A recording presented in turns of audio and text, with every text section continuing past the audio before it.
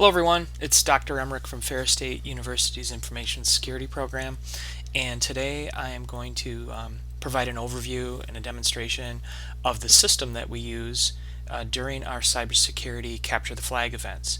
I'll show you how to register your team and how to interact with the system to review challenges, score points, get hints, those kind of things, and we'll talk a little bit about strategy as well. What you're seeing on my screen is the system that we use, and you'll be given an address, a web address, a URL for your browser at the beginning of the competition. And when you go there, you will see this screen, or you will be presented with actually a security warning. And what you'll need to do is using the Firefox browser, click the advanced button and select I accept this risk and continue to that site. You want to use Firefox if you can. It is the browser that works best with this system. Other browsers work, but Firefox works best. I'll give you an example. If you use Chrome, you may not be able to copy and paste information as easily between the gaming system and other software on your computer, those kind of things. So if you don't have Firefox at this point, don't panic. If you have time to install it and can, I recommend that you do. It'll just be the best experience. So when the game starts, you'll be told when the game starts, you'll be given the URL, you'll make it to this page, and you're going to want to try to you'll go to registration. And here at registration, you'll fill out your team member names. So put in your email address. I'm just going to put in fake information for now.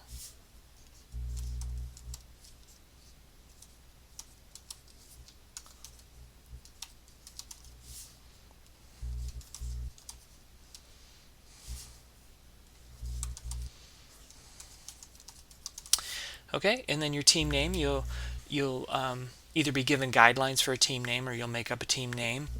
It goes without saying, we need to keep it clean, right? And maybe keep it simple. I always recommend like a color and an animal if you just don't know, what to do. So you could do like the purple pandas or something. Okay, and then you give your team a password. All right. And at that point, you'll need to select a symbol for your team. There's a list of symbols here, or you can upload your own image. So if you have an image, or you grab an image from the internet or something like that, you could upload that as well. I'm just going to go ahead and I'm going to choose this symbol here, and then I'm going to click sign up. All right, and once I've done that, I'm logged in. Now, if you ever log out or if the system restarts or something like that, you'll need to remember that password in your team name so that you can log in again. At this point, there'll be a system clock down on the bottom. You'll see a leaderboard up here that shows how many points each team has scored and what their current rank is in the system. And there's also an activity area down here that shows live scoring for each team. Okay. Probably the most important thing is the game board itself. So I'm going to go ahead and minimize some of these things for now. The game board is presented as a map of the world. And any country that is kind of lit up as opposed to dark has a challenge underneath it for you to solve. So this is very important. Every team can solve every challenge. Okay, what's going to happen is that as challenges are solved, you'll see symbols appear on the countries. That doesn't mean that that country's been conquered and no one else can solve that challenge. It just means that some other team has solved that challenge. Okay? So let's go ahead and just demonstrate how we can just kind of roll over these. So we see that Venezuela is an easy crypto challenge. The United States is a hard crypto challenge. Russia is a medium crypto challenge. Australia, medium crypto. Saudi Arabia is an easy cyber careers challenge. Okay, so there's different kind of categories of information, and you can kind of roll around and maybe start with some easy challenges. some things that maybe you can just Google or start with some easy challenges to pick up some points. Unless you're feeling confident, then you could go for some more difficult challenges.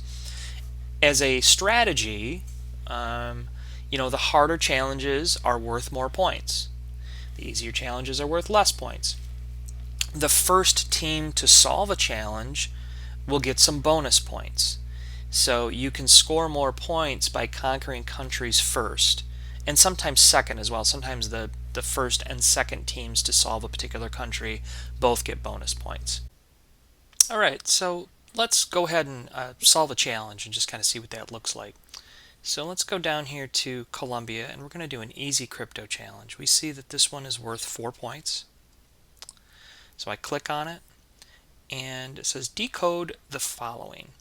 Now, this will eventually, this button here that says need more points will eventually say hint. But right now we haven't scored any points yet, and hints cost you points. You have to have some points scored in order to use to buy a hint. So one strategy is to do a couple of easy questions, score some points, and then if you need hints, you have kind of some in the bank, if you will, that you can use to solve and get hints on harder problems. So I'm going to go ahead and copy this crypto text, and I suspect this is a shift cipher.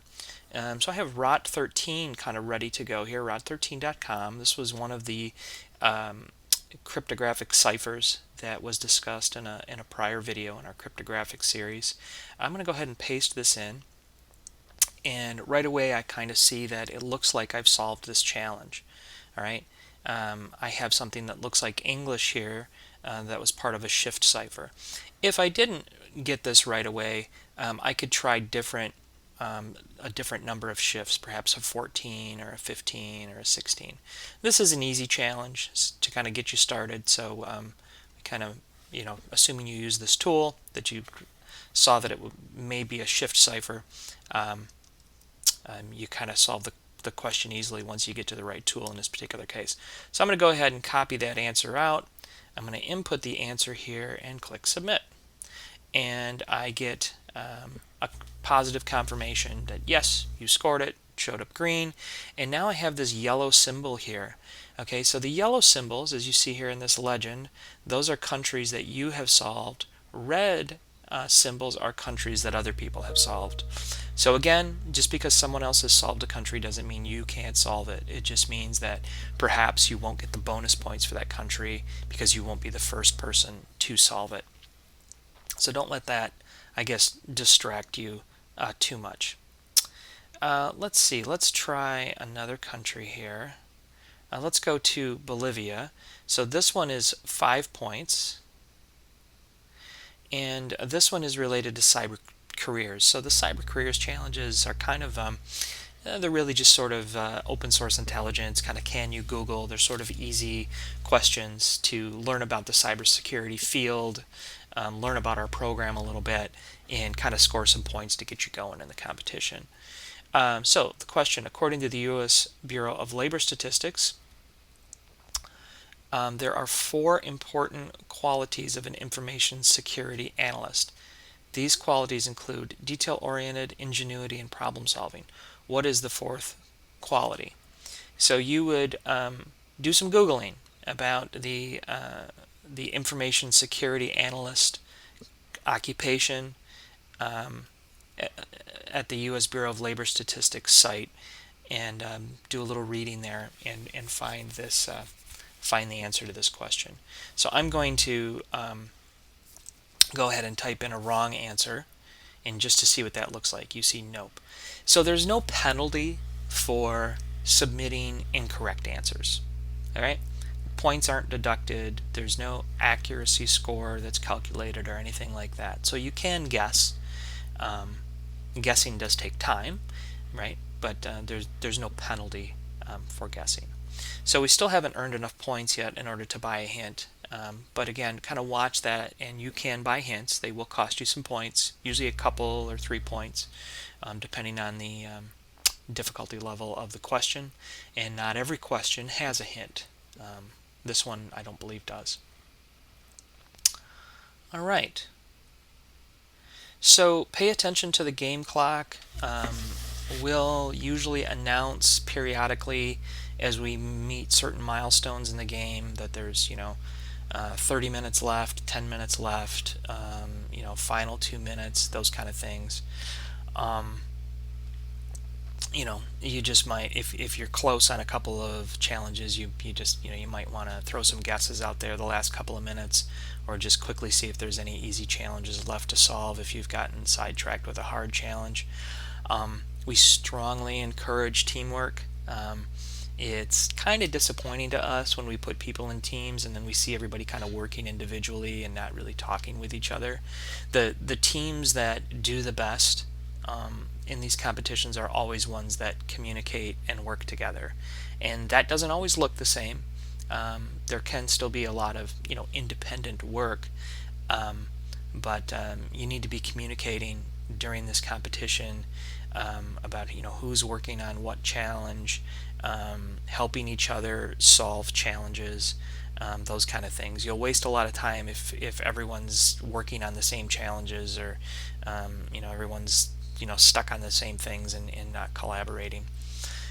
Um, that's really about it.